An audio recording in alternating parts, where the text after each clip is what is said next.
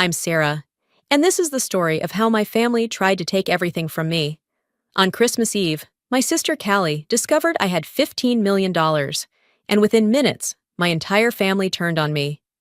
They called me selfish, ungrateful, a terrible daughter for not handing over my hard-earned money. But that was just the beginning. The lies started stacking up. The manipulation, the betrayal, it ran deeper than I ever imagined. They forged my signature, stole from my accounts, even tried to have me declared mentally unfit just to take control of what I built.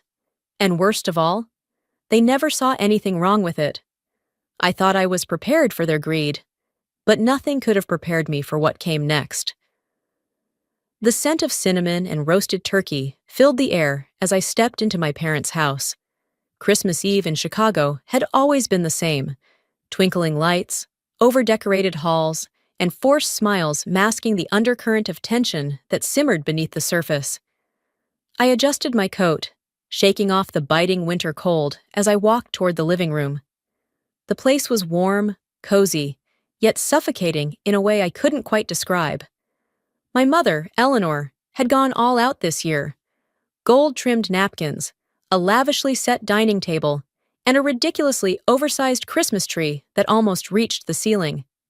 Callie, my younger sister, was already basking in the attention as I entered. Dressed in a designer red dress, she leaned dramatically against the fireplace, her laughter echoing through the room. "Oh my God, you wouldn't believe the deal I got on this bag," she gushed, holding up her newest luxury purchase. "It was on sale for $1,800. Can you believe that steal?" I forced a polite smile. Same old Callie, always flaunting, always needing the spotlight. "Hey, Sarah, glad you could make it," my father, Gregory, said, without looking up from his bourbon. "Of course," I replied, keeping my tone neutral. The night went as expected. Callie dominated the conversation. Mother fussed over her, and Dad sat back, sipping his drink, offering occasional nods of approval. I had long learned to blend into the background, but tonight there was something different. Callie's eyes kept darting toward my purse, her gaze lingering on my laptop bag. There was an unsettling eagerness in her expression, like a predator waiting for the right moment to pounce. I should have known. The disaster unfolded while I was in the kitchen, pouring myself a glass of wine. A shriek rang through the house, high-pitched and theatrical. "Oh my God!" Callie's voice cut through the chatter, stopping every conversation dead in its tracks. I froze, dread curling in my stomach like a living thing. $15 million!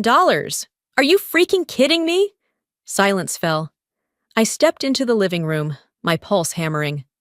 All eyes were on Callie, who stood in the center of the room, clutching my laptop in her manicured hands.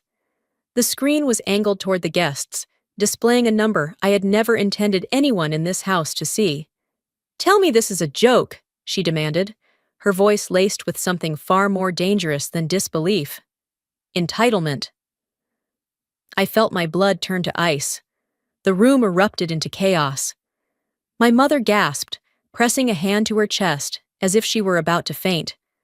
My father's grip on his drink tightened, his eyes narrowing. The guests murmured in hushed, scandalized tones. "You've been sitting on millions while Mom and Dad are struggling?" Callie's voice was shrill, accusatory. My throat was dry. "That's my money, Callie, my business, my work." But she wasn't listening. "You let us suffer!" Eleanor wailed, playing her role to perfection. "We've been drowning in bills, and you never once thought to help us?" Gregory exhaled sharply, shaking his head in disappointment. "We are your parents, Sarah.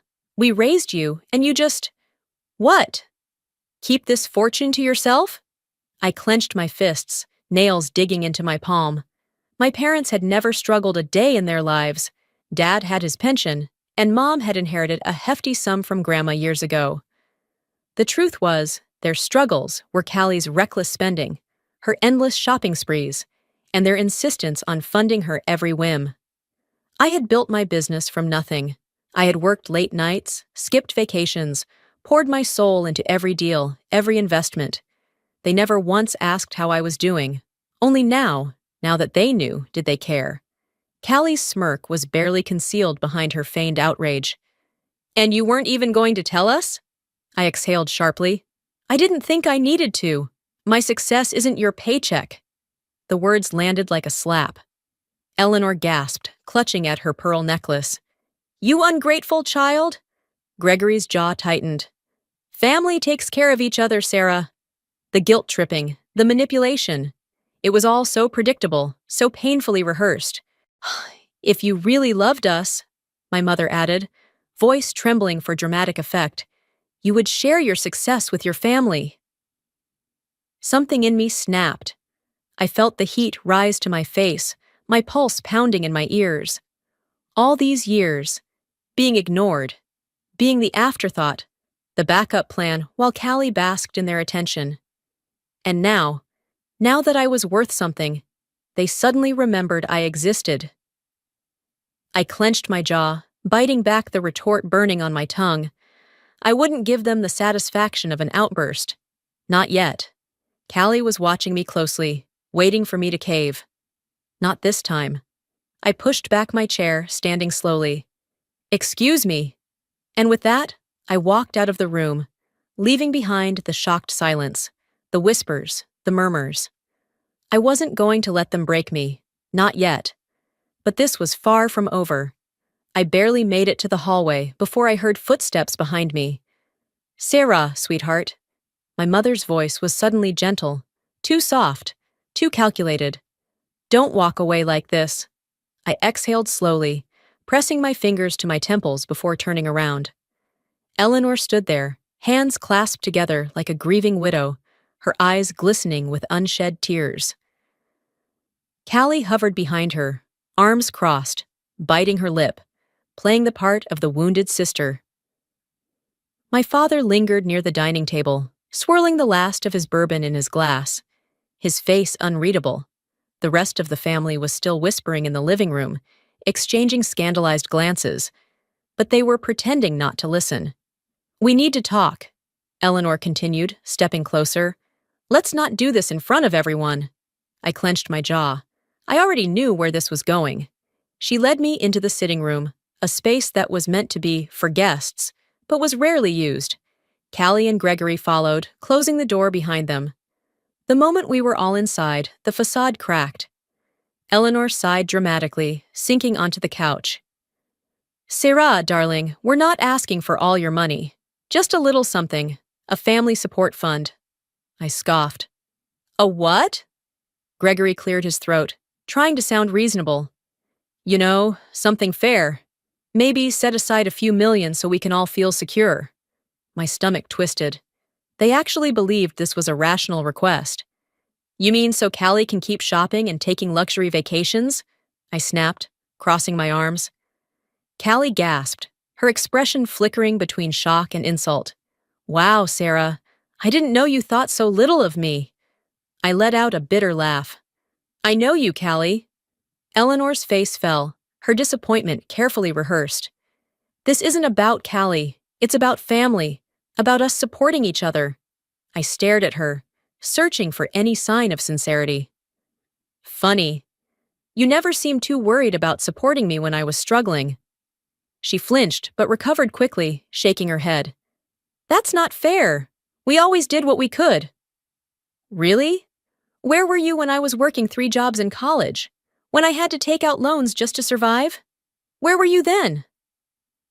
Eleanor opened her mouth, but nothing came out. Gregory sighed, rubbing his temples. "We're not trying to start a fight here. But think about it, Sarah. You have $15 million. You could change our lives overnight." Callie nodded eagerly. "Exactly! You wouldn't even miss it." I felt my nails dig into my palm. "And if I say no?" Silence. Eleanor blinked, as if she hadn't considered that possibility. Gregory's grip on his glass tightened. Callie tilted her head, studying me like I was a puzzle she couldn't quite solve. Finally, my mother let out a long breath. "We just don't understand why you'd want to hoard all of that money when your family, your blood, could use some help."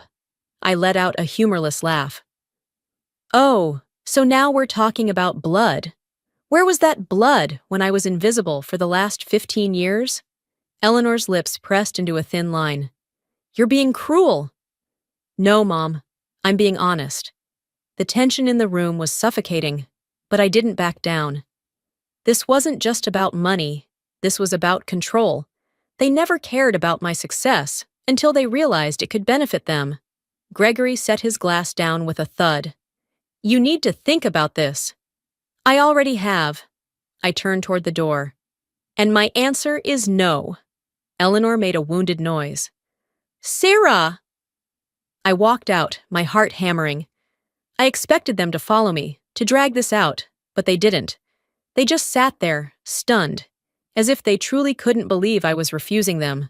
Later that night, as I stood in the kitchen refilling my glass of wine, Callie appeared at my side. She sighed, leaning against the counter like we were just two sisters catching up. Look, I'm sorry, okay? I arched an eyebrow. For what exactly? She hesitated, chewing on her lip. For how things went down earlier. I got caught up in the moment. I was jealous. I studied her carefully. Her voice was soft, her eyes a little glassy, just enough to appear genuine. I don't want us to fight, she continued. You're my big sister. I want to fix things. I almost believed her. Then she pulled out her phone. If you really want to prove you don't hate me, she said lightly, just help me out a little. My stomach dropped. She turned the screen toward me, a banking app, a joint account ready for a transfer. Not a lot, just something to get me back on my feet. There it was. The mask slipping, the performance ending. I set my wine glass down. No. Her face twisted in frustration. Oh, come on, Sarah. You owe me. I let out a slow breath. Owe you for what, exactly? She scoffed, rolling her eyes. For everything. Do you even know how hard it was for me growing up in your shadow, always being compared to you? I blinked. Are you actually serious right now? Callie's crocodile tears vanished in an instant. You are so selfish. I laughed, an actual full-bodied laugh. Wow, you really had me there for a second. Her jaw clenched. Good night, Callie. I turned my back to her, grabbing my purse. She let out an irritated noise, then stomped out of the kitchen, her heels clicking angrily against the tile. But I knew she wasn't done yet. I stayed in the kitchen for a few more moments, listening to the sound of Callie's angry footsteps retreating down the hall. I exhaled, pressing my fingers to my temples. The night was dragging, each passing hour making this house feel less like home and more like a battlefield. The air smelled of cinnamon and pine, but it did nothing to ease the knot tightening in my stomach. Something was wrong, more than just their greed, more than the blatant manipulation. They weren't just reacting tonight, this was planned. I walked back into the living room, where the remnants of the Christmas gathering were still scattered. Half-empty glasses of wine, wrapping paper torn open in a flurry of greed, the flickering glow of Christmas lights casting long, eerie shadows against the walls. I sank into the armchair near the fireplace, rubbing my temples. The weight of their accusations still clung to me. You let us struggle. If you really loved us, you would share. We are your family. I had spent years convincing myself that I had simply outgrown my family, that our distance was a natural result of adulthood. But tonight had proven something darker. They had never truly cared about me, only what I could give them. And yet, something still didn't sit right. Why had my parents switched so quickly from outrage to negotiation? They should have been furious, humiliated, insulted that I hadn't told them about my wealth. Instead, they had pivoted into damage control like seasoned politicians. I lifted my glass of wine to my lips, but froze. From the kitchen, hushed voices drifted into the living room. I set my glass down and strained to listen. My mother, speaking softly, but with a sharpness that made my stomach turn. We'll have to move quickly. A pause. A second voice, my father. His tone was low, controlled. She's being difficult. You should have waited, Eleanor. Another pause. She wasn't supposed to find out this way, but it doesn't change anything. Then I heard the words that made my breath catch. The lawyer is ready. A cold chill ran down my spine. Financial guardianship. Trust fund. Callie will handle the signatures. My hands curled into fists. I stood, moving toward the kitchen. I knew they would hear me if I got too close, but I had heard enough. This wasn't just guilt-tripping anymore. This was a planned financial takeover. I moved carefully through the hallway toward my mother's study. The door was slightly ajar, and the lamp inside cast a dim golden glow onto the carpet. I stepped inside, scanning the room. And then I saw it. A stack of papers, neatly arranged on her desk. My name was on them. I swallowed hard, stepping closer. The words at the top of the page made my stomach lurch. Vaughn Family Trust Agreement. I skimmed through the legal jargon, my pulse pounding. Trust managers. Eleanor Vaughn, Callie Vaughn. Beneficiary, Sarah Vaughn. I flipped through the next page, my hands trembling. At the bottom, next to a space labeled signature, there was a neatly drawn line. I had never seen this document before, but they were planning for me to sign it. And if I didn't? My stomach twisted. They were going to find a way to take control of my assets, with or without my consent. The words from the kitchen rang in my ears. The lawyer is ready. I gritted my teeth, rage bubbling under my skin. They weren't just asking me to share. They were trying to take everything. A movement at the door made me spin around. Gregory stood there, frozen. His eyes flickered to the papers in my hand, and in that split second, I saw it. The guilt. The realization that I had caught them too soon. I held up the papers, my voice dangerously calm. What? The hell is this? He didn't answer at first, just let out a long sigh, rubbing his temples like I was the problem. It's for the best, sweetheart, he finally said, stepping inside. You don't understand what's good for you. I let out a sharp, humorless laugh. The best? For who? Gregory closed the door behind him. You're young. You don't know how unpredictable money can be. I narrowed my eyes. That's interesting, because I built my entire career on knowing exactly how to manage it. His jaw tightened, but before he could respond, a soft click sounded behind him. Eleanor stepped into the room, her expression unreadable. You weren't supposed to see that yet. I stared at her, searching for some sign that this was a mistake, that she had simply made a poor choice, that she wasn't actively conspiring against me. But there was nothing. No remorse. No regret. Just calculation. I swallowed down the lump rising in my throat. How long have you been planning this? Eleanor's expression didn't waver. This isn't about taking from you, Sarah. It's about protecting you. I clenched my jaw. Right. Because nothing says protection like secretly trying to steal legal control over my assets. Eleanor sighed, tilting her head slightly. You're too emotional about this, I laughed. Too emotional? Callie's voice drifted from the hallway. She's always been paranoid. It's exhausting. I turned sharply to see her standing just outside the door, arms crossed, looking thoroughly unimpressed. She smirked. Honestly, Sarah, why are you making this such a big deal? It's not like we were going to leave you with nothing. I gripped the papers tighter, my hands shaking. There was no way out of this conversation that wouldn't turn into a full-blown war. So I made a decision. I walked past Gregory, past Eleanor, past Callie. I pushed open the study door and stepped out into the hallway. Callie laughed behind me. Oh, don't be so dramatic. I stopped in my tracks, turned slightly. Dramatic? I met her gaze, my own calm and steady. This is the last time you try to steal from me. And with that, I left them standing there, my mind already forming the next move. If they wanted a fight, I was ready to give them one. I barely slept. Every time I closed my eyes, I saw the signatures on that trust agreement, the carefully orchestrated betrayal hiding beneath my mother's saccharine voice, Callie's smug little smirk when she thought she had won. But this wasn't over. I woke up to the sound of my phone vibrating aggressively on my nightstand. I groaned, rolling over, my head pounding from the exhaustion of the night before. The screen was filled with missed calls, dozens of them, messages, voicemails, notifications piling up like a digital avalanche. Something was wrong. I sat up, rubbing the sleep from my eyes. The pit in my stomach grew as I swiped through my notifications. Imogen Clark, 17 missed calls, Imogen Clark. Incoming call. I barely had time to answer before her panicked voice hit me. You need to check Callie's Instagram, now! My stomach dropped. What did she do? I asked, already pulling up the app, dreading the answer. Imogen hesitated. It's bad, Sarah. She really went for it. I clicked on Callie's profile, and there it was.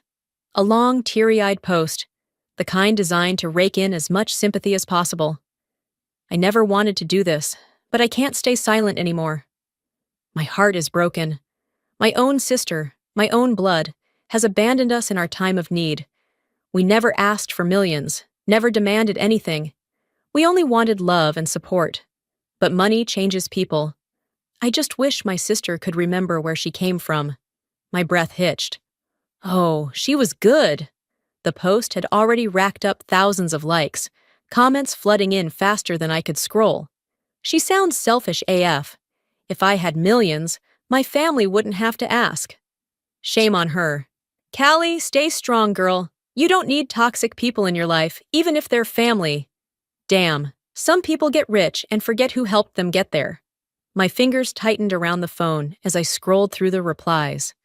Then I saw the worst part. Eleanor Vaughn, my own mother, had left a comment. We never asked for much, just a little love and support. It breaks my heart that my own daughter would turn her back on us. I felt the betrayal like a slap. Not just Callie, Mom too. It wasn't enough to ambush me in person, to steal my documents and forge legal agreements. Now they wanted the world to turn against me too. And it was working. By noon, it was everywhere. Callie had tagged influencers, gossip accounts, even a few journalists. The greedy millionaire sister was trending. I scrolled through article after article, each more sensationalized than the last. Meet Sarah Vaughn, the self-made millionaire who refuses to support her struggling family. Exposed. How one woman abandoned her family after making millions. Callie Vaughn speaks out. I just want my sister back. I threw my phone onto the counter, my pulse hammering in my ears. This wasn't just a petty social media fight anymore. This was war. I paced my condo, rage simmering beneath my skin.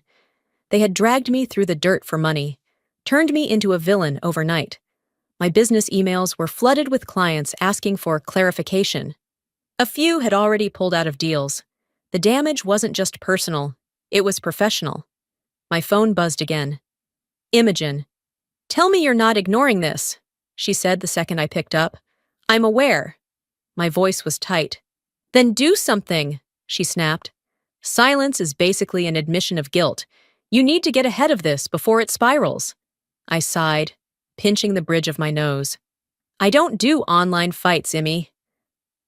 Well, congratulations, she shot back. You're in one. I exhaled slowly. And what do you suggest? Control the narrative. Tell your side. Make a statement. I stared out the window, the Chicago skyline stretching before me. I didn't want to do this, but I knew she was right. I sat at my desk, my fingers hovering over the keyboard. Then I started typing.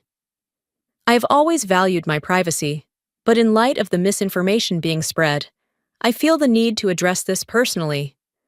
I love my family, but the situation is far more complicated than what has been presented online. I have never abandoned them, nor have I refused to support them.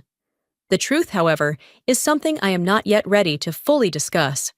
But know this, I will not be bullied, guilt-tripped, or publicly shamed into decisions that impact my future. Family is important, but so are boundaries. I hesitated for only a second before hitting post. It took minutes before the backlash hit. Wow, what a PR move. Fake rich people are all the same. Boundaries is just a fancy way of saying you don't want to share, huh? Your family raised you, they deserve a cut. Period. But there were also voices of reason. She doesn't owe them a damn thing. It's always the struggling family members who feel entitled to someone else's hard work. Sarah doesn't have to set herself on fire to keep them warm. The tide wasn't fully turning, but it wasn't drowning me anymore either. Then my phone rang. I already knew who it was before I even looked at the screen. Mom. I took a slow breath. The war wasn't just online anymore. It was about to get personal. I stared at the screen, my mother's name flashing like a warning. The last time I'd let them corner me, I walked away, barely keeping my sanity intact. This time, I wasn't in the mood to play their game. I let the call go to voicemail. Seconds later, another call. Then a text. Mom. We need to talk, Sarah. Don't shut us out. Mom. I know you saw Callie's post. This is getting out of hand. Call me. Mom. It doesn't have to be this way. I clenched my jaw and turned my phone off. It was already this way, and they were the ones who made it so. A few days passed. The online mess hadn't fully died down, but I'd managed to control some of the damage. My clients weren't thrilled with the attention, but they were reassured by my statement. Still, the tension hadn't left me. I felt it lingering like a shadow, waiting for the next move. That move came Thursday morning, at my office. I was sitting in my glass-walled corner office downtown, skimming through emails, when Imogen burst in. She didn't knock. That alone told me something was wrong. They're here, she said out of breath. I frowned. Who? She didn't need to answer. I already knew. I stood, straightening my blazer. Did they have an appointment? Imogen's lips pressed into a thin line. They said they did. Of course they did. I stepped out of my office and into the reception area, where Gregory, Eleanor, and Callie were sitting as if this was a friendly drop-in. Callie was scrolling through her phone, legs crossed, looking utterly unbothered. My father was casually flipping through a magazine, as if he wasn't plotting ways to control my life. My mother. She was sitting there with an expression carefully crafted for maximum pity. She looked up, a soft, motherly smile in place. Sierra, sweetheart. I exhaled slowly. What are you doing here? Gregory stood, adjusting his suit jacket. We just want to talk. No pressure. I folded my arms. That's funny, because the last time you wanted to talk, you were trying to steal my assets. Callie clicked her tongue. God, Sierra, are you ever going to let that go? I turned my glare on her. No. Eleanor sighed, as if I was exhausting her. Let's not do this here. Let's go somewhere private. I laughed, low and humorless. Not a chance. Gregory motioned to my office. Then at least hear us out. That's all we ask.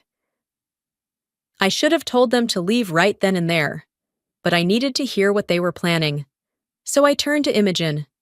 Give us 10 minutes. If they're not gone by then, call security. Callie snorted. Oh, come on, Sarah. You're not really gonna act like we're trespassers. I met her eyes, deadpan. You are trespassers. And with that, I walked into my office, fully aware that I was inviting a pack of wolves into my den. Eleanor sat first, smoothing her dress, eyes darting around like she was mentally cataloging everything I owned. Callie made herself at home, lounging in the chair like she belonged there. Gregory, as always, played the role of the reasonable one. He was the first to speak. You've been through a lot this week, he said, voice even. We just want to help. I leaned back, unimpressed. That's new. Since when have you ever wanted to help me? Eleanor gave me a wounded look. Sierra, don't be like this. I ignored her and turned to Gregory. Say what you came to say. He nodded and reached into his briefcase, sliding a document across the desk. I didn't pick it up. What is this? I asked. Eleanor smiled, too sweet. Just something to ease your burden. I finally glanced down. Financial Management Assistance Agreement. I laughed, sharp and cold. You want me to sign over my company? Gregory's expression didn't change. Of course not. Callie smirked. We just want to help manage things, as a family. I exhaled through my nose, looking at the document again. They had seriously put together a whole legal agreement to take control of my finances. After everything, It wasn't just about the money anymore. They wanted power. I picked up the document, flipping through the pages, before pushing it back across the desk. Get out! Eleanor stiffened. Syrah, don't be hasty. This is what's best for everyone. For you, I corrected. This is what's best for you. Gregory sighed like I was a child throwing a tantrum. You think you're untouchable, don't you? That got my attention. I tilted my head. Come again? Callie leaned forward, resting her elbows on my desk. If you're not with us, you're against us. I clenched my jaw. I don't negotiate with scammers. Callie's eyes darkened. Careful, Sarah. I stood, my chair scraping against the floor. Get out, now. Eleanor's expression shifted instantly. The warmth drained from her eyes, replaced with something sharp, cold. She stood, smoothing her dress, then met my gaze with a slow smile. You're making a big mistake, Syrah. Gregory nodded in agreement. We're still family, don't forget that.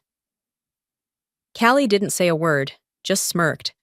Like she already knew something I didn't. I watched them walk out, my pulse pounding. I had seen that look before. It meant trouble was coming. And this time, I wasn't backing down. I barely slept. Every time I closed my eyes, I saw their faces.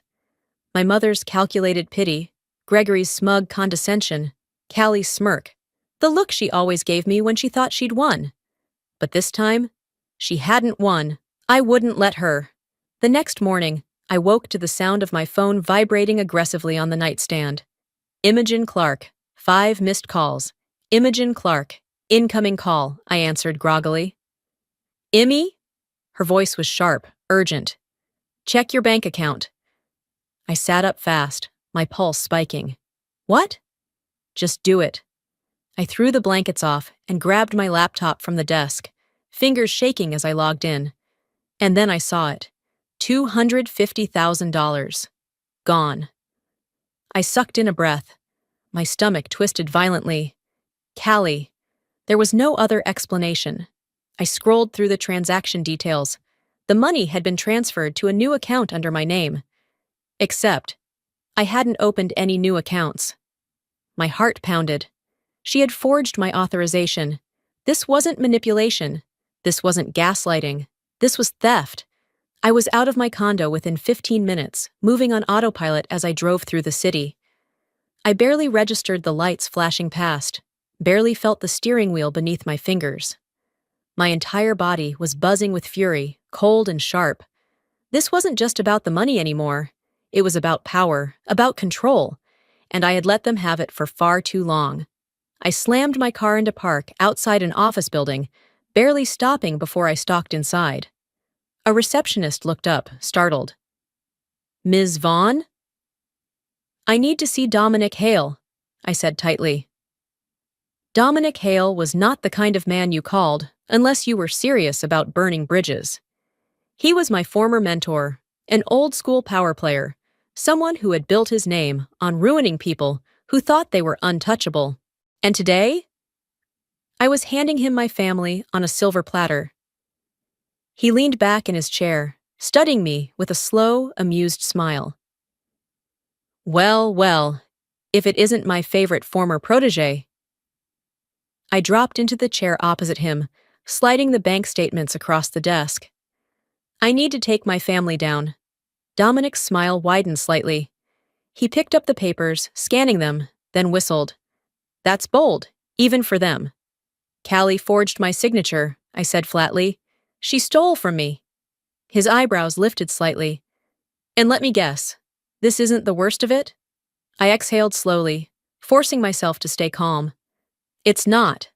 I pulled out another stack of documents, the ones I had found in my mother's study, the preliminary paperwork she had filed, the paperwork that would allow her to legally claim that I was mentally unfit to manage my own finances. Dominic's expression shifted. The amusement vanished, replaced by something far sharper. He read the pages carefully. When he finished, he placed them down and met my gaze. You know what this means, don't you? He said quietly. I nodded once. They weren't just trying to guilt me into giving them money. They were trying to take everything. Dominic tapped the papers. They planned this for months, maybe longer. I swallowed hard. I shouldn't have been surprised. But somehow, I still was. Dominic leaned forward, resting his elbows on the desk. So, do you want to play nice? His lips curled slightly. Or do you want to destroy them? I met his eyes, my pulse steady. I want them to regret ever thinking they could control me. Dominic grinned. Now that's what I like to hear. I barely had time to breathe. The rage from my meeting with Dominic was still fresh, still simmering beneath my skin like a fire I couldn't put out.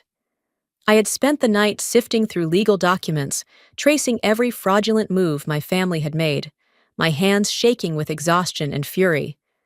But when my phone rang the next morning, I realized I had underestimated them. Ms. Vaughn, this is James Larkin from First National Bank. We need to discuss the six-figure loan you recently took out. I froze. What loan? There was a brief hesitation. The $350,000 business loan secured under your name and credit. The first payment is due in 30 days. I shot up from my chair, knocking over my coffee. I never took out a loan. Silence. Ms. Vaughn, Larkin finally said, voice cautious. The paperwork is signed and processed. We have your signature on file.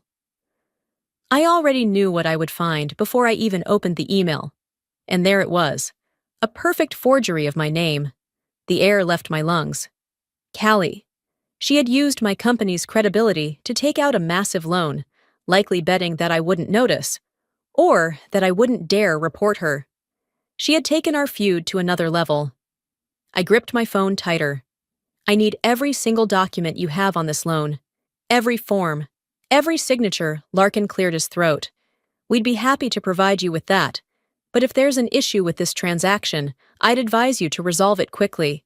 Non-payment on this loan will have severe consequences for your credit and I'll resolve it. My voice was like steel. I hung up. This wasn't just fraud. This was war. By the time I reached my office, Imogen was already on high alert. She met me at the door, clutching her tablet, her eyes wide. You know, I nodded sharply. How long have you known? I found out this morning. I was about to call you when the bank did. She glanced at her screen. She was smart about it. She used her business degree for something, I guess. She structured the loan under your corporate entity, leveraging its assets to make it look like a perfectly normal transaction. I clenched my jaw. Callie had always been a leech, but this was another level of insanity. Imogen's voice dropped. Sarah, if you don't handle this fast, it could wreck your credit, your business reputation. I inhaled slowly, forcing my hands to unclench. She thinks she's untouchable. She's banking on you not turning her in. I met Imogen's gaze. She bet wrong. The knock on my door came at exactly the wrong time. I had just finished speaking with Dominic, preparing the fraud charges, when the sharp bang, bang, bang echoed through my condo. I already had a bad feeling. I opened the door. A man in a dark suit stood there, holding a thick envelope. Debt collector. Ms. Vaughn? I exhaled slowly. What can I do for you? He gave me a tight smile. We're here to discuss payment options before legal action is pursued. I didn't blink, didn't flinch, didn't panic the way Callie had probably assumed I would. Instead, I smiled, cold, dangerous. Oh, you'll get your money. The man hesitated. But not from me. I pulled out my phone and dialed Dominic. File the fraud charges. My tires screeched against the pavement as I pulled up to my parents' house. I wasn't waiting this time. I wasn't giving them another second to plot, to twist things, to try and manipulate their way out. I stormed through the front door, documents in hand. Eleanor and Gregory were in the kitchen, frozen mid-conversation. And then there was Callie. She was curled up on the couch, sipping a ridiculously overpriced latte, scrolling through her phone like she didn't have a care in the world. Until she saw me. Her face went pale. I threw the bank statements onto the coffee table. What did you do, Callie? She blinked. Sarah, what the hell? I cut her off. Don't! Don't play dumb. You took out a $350,000 loan under my name. You forged my signature. Her mouth opened and closed, no words coming out. Eleanor stood abruptly. Sarah, I think you're overreacting. I turned to her, eyes blazing. Overreacting? I let out a sharp laugh. Your daughter committed felony fraud and I'm overreacting? Callie finally found her voice. Okay, you need to calm down. I whirled on her. I need to calm down. You stole from me, Callie. She scoffed, but her hands were trembling now. I was going to pay it back. I laughed, loud, sharp, cutting. With what? Your influencer sponsorships? Your $10 Target hauls that you pretend are Chanel? Her nostrils flared. You don't understand how hard things have been for me. I stared at her, utterly disgusted. You don't understand how hard things have been for you? I took a slow, measured step forward. You stole from your own sister. You put my business at risk. You forged legal documents. Callie's breath hitched. I didn't think you'd press charges.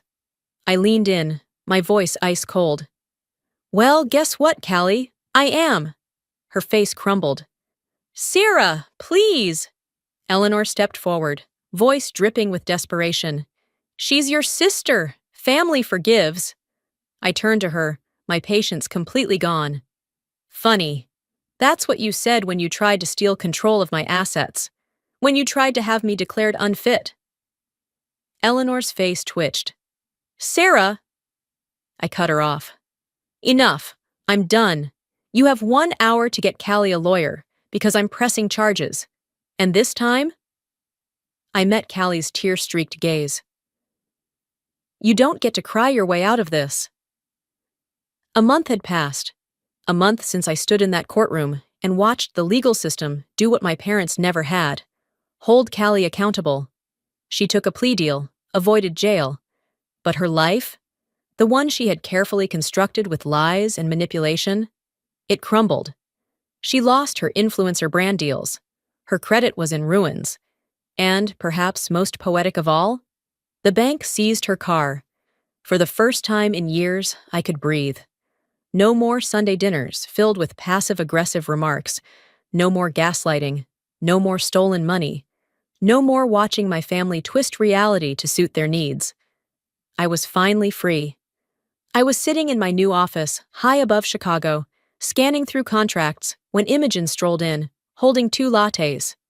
She placed one on my desk. Decaf. Because I know you haven't been sleeping. I smirked, taking a sip. You're terrifyingly observant. She shrugged. It's why you pay me. Then she leaned against my desk, arms crossed. So, how does it feel? Winning? I thought about it for a second. It didn't feel like victory. It felt like relief. It feels peaceful, I admitted. Imogen smiled knowingly. About damn time. I set my cup down, rolling my shoulders. All right, what's next? She grinned. Dominic's waiting in the conference room, and before you ask, yes, he brought whiskey. I laughed. For the first time in years, I actually laughed. I was halfway through reviewing a new partnership agreement when my phone buzzed. A text. Unknown number. Please meet me. I need to talk. I stared at the message, something cold curling in my stomach. I didn't need to ask who it was. I should have ignored it, but some small masochistic part of me wanted to see. So I went. The cafe was almost empty when I walked in. I spotted Callie immediately. She wasn't wearing designer. No perfect makeup, no expensive jewelry. Her hair was pulled into a messy ponytail, her face bare, shadows under her eyes. She looked human. I slid into the seat across from her, keeping my expression neutral. You wanted to talk. She flinched at my tone. Sarah, She inhaled sharply, rubbing her hands together, like she was trying to hold herself together. I lost everything. Her voice was barely above a whisper. I was stupid. I know that now. I said nothing. She looked up at me, her eyes wet, filled with something close to real regret. I don't know how to fix this. I tilted my head. Fix what? She swallowed. Us. There was a time when hearing that would have cracked something inside me. But now I felt nothing.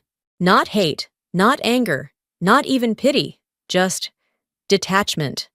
Callie reached across the table, her fingers barely brushing mine. Please, Sarah. I pulled away gently. Some things can't be fixed, Callie. Tears slipped down her face. I don't have anyone else. I exhaled slowly, then stood. I pulled a 20 from my wallet, dropping it on the table, enough to cover her coffee. That's not my problem anymore. Then I walked away. And this time, I didn't look back. That night, I sat in my apartment, sipping wine, staring out at the city. My phone buzzed. Dominic, dinner tomorrow? I smiled. For once, I was excited about the future. As I sit here now, looking back at everything I've been through, I realize one thing. Family isn't about blood. It's about respect. It's about boundaries. For years, I believed that if I gave enough, if I forgave enough, if I sacrificed enough, my family would love me the way I deserved. But here's the truth. Some people only love you when you're easy to control. It took losing everything and rebuilding from scratch to understand that I never owed them my success, my money, or my loyalty. I owed myself the chance to live without their weight dragging me down. And maybe you're watching this right now, feeling the same way. Maybe you have family members who manipulate, who guilt you into believing their problems are yours to fix. But let me tell you this. You do not have to set yourself on fire to keep others warm. Your success, it's yours. Your peace, it's yours. Your happiness, it belongs to you, not to the people who only show up when they want something. So tell me, have you ever had to walk away from someone you loved for the sake of your own sanity? Let me know in the comments. Drop a 1 if this story resonated with you, or tell me where you're watching from. And if you want more real, raw stories like this, make sure to hit that subscribe button and turn on notifications. You won't want to miss what's coming next, because sometimes the best thing you can do for yourself is finally let go.